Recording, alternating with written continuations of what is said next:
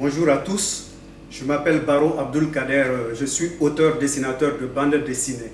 Alors sur cette vidéo, nous allons parler aujourd'hui de la bande dessinée et de ses différentes techniques de réalisation. Et à la fin, nous allons réaliser un script de bande dessinée de 2 à 3 cases. Alors, qu'est-ce que c'est que la bande dessinée? Nous avons tous eu à lire une bande dessinée dans la vie. La bande dessinée, ou communément appelée BD, qu'est-ce que c'est? La bande dessinée est la juxtaposition volontaire d'images picturales en séquence en vue de passer une information ou de créer une réaction esthétique chez le lecteur. Donc, en d'autres termes, la bande dessinée est une histoire racontée par des dessins, par plusieurs dessins dans une succession de cases. Donc, comment reconnaître une bande dessinée? Je prends l'exemple d'une BD qui est là devant moi. Voilà, on a une bande dessinée. Donc, quand vous prenez une bande dessinée, déjà vous avez la couverture qui vous donne le titre. Ok. Donc, quand vous prenez une bande dessinée, pour reconnaître ce que c'est qu'une bande dessinée, vous regardez simplement. Vous allez voir que c'est des images qui sont dessinées à la main qui illustrent une histoire. Alors, parlant de la présentation de la bande dessinée, je souligne encore que la bande dessinée est un art composite. Un art composite, pourquoi? Parce qu'elle a ses moyens d'expression qui lui sont propres et d'autres moyens d'expression empruntés au dessin, à la littérature et au cinéma. Donc, si vous prenez, je prends le cas de cette bande dessinée-là, vous avez ce qu'on appelle une planche. Quand, en termes de bande dessinée, une page, c'est une planche.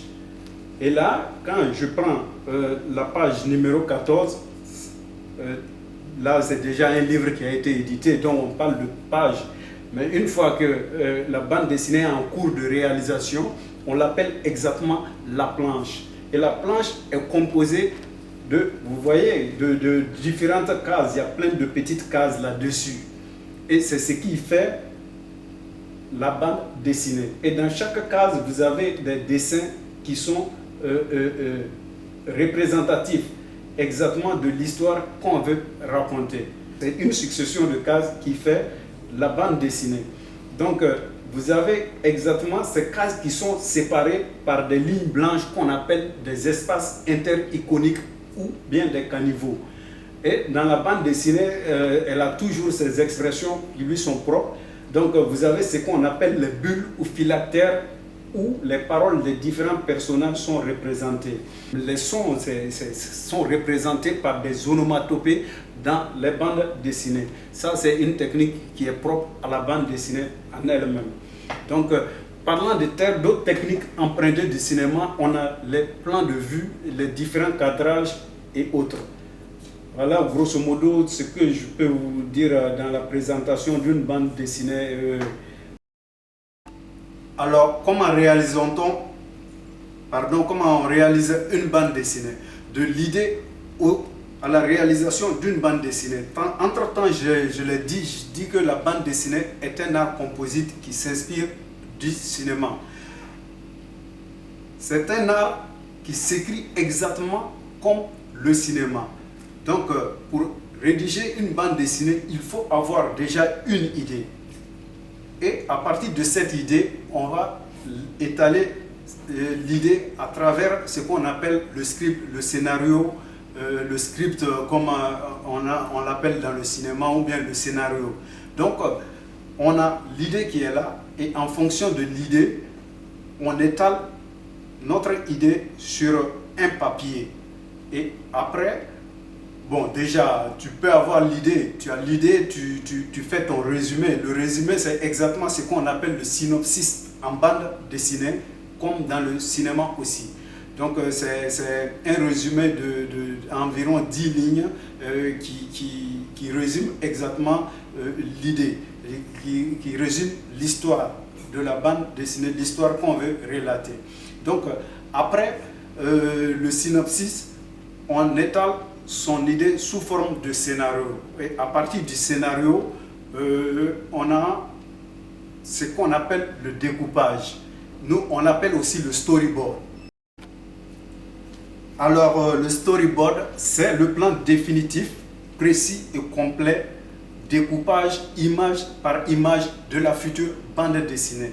Donc, si je prends cet exemple de ce strip-là, une bande de 3 cases que moi j'ai un peu fait pour cette vidéo. Donc, j'ai rapidement dessiné dans les différentes cases en termes d'histoire, en termes de représentation, d'illustration en fonction de l'histoire.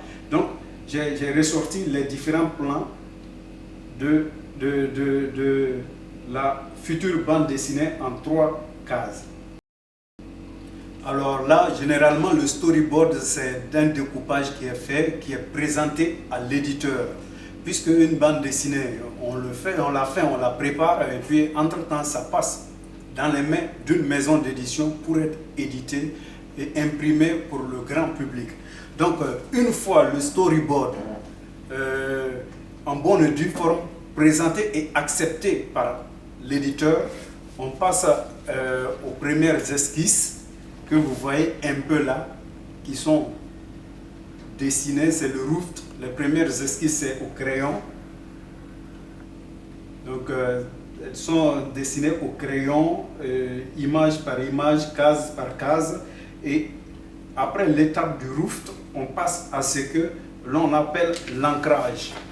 Là, on a un exemple d'ancrage. Donc, dans la bande dessinée traditionnelle, là, moi, j'ai fait l'ancrage directement, peut-être sur du papier calque.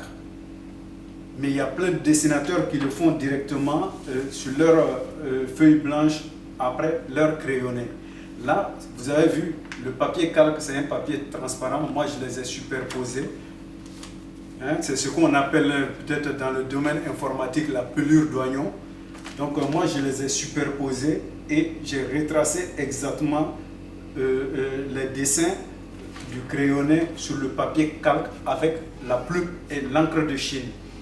Donc, ce qui est intéressant dans cette pratique, parce qu'avec le papier calque, on arrive à peut-être corriger les erreurs, à les rectifier facilement que si c'était directement sur une feuille blanche. Donc, après l'ancrage, on passe au coloriage. Et le coloriage, on le fait soit traditionnellement, soit numériquement. Donc, il y a des dessinateurs qui choisissent de le faire avec du gouache et d'autres le font traditionnellement à l'ordinateur avec des logiciels comme Photoshop, Krita, et ainsi de suite. Donc, comme je le disais, après l'étape de le roof, le crayonné et l'ancrage, moi, j'ai fait le coloriage ici avec un logiciel comme Photoshop.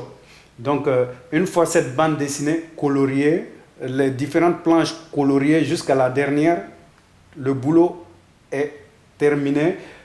On passe les différentes planches à l'éditeur qui va les mettre dans le circuit de l'édition et à la fin, on aura un album.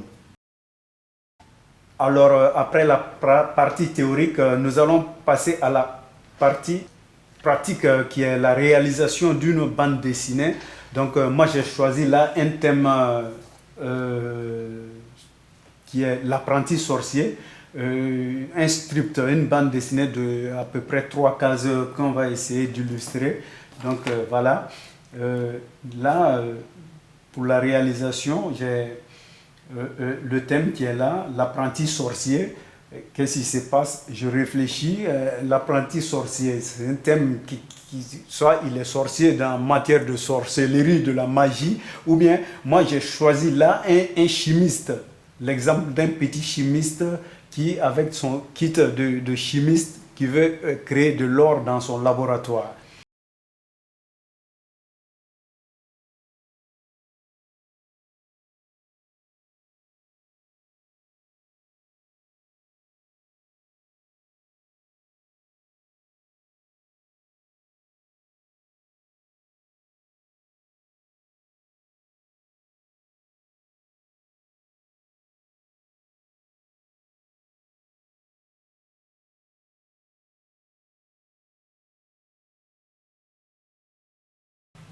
Ok?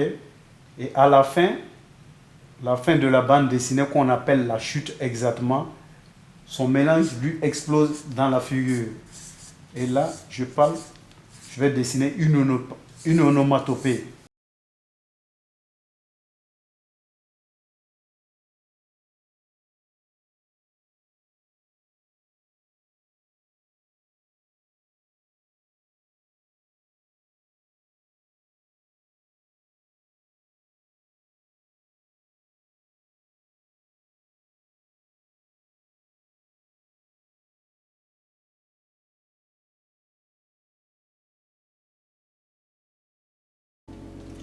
J'espère que cette vidéo vous a plu.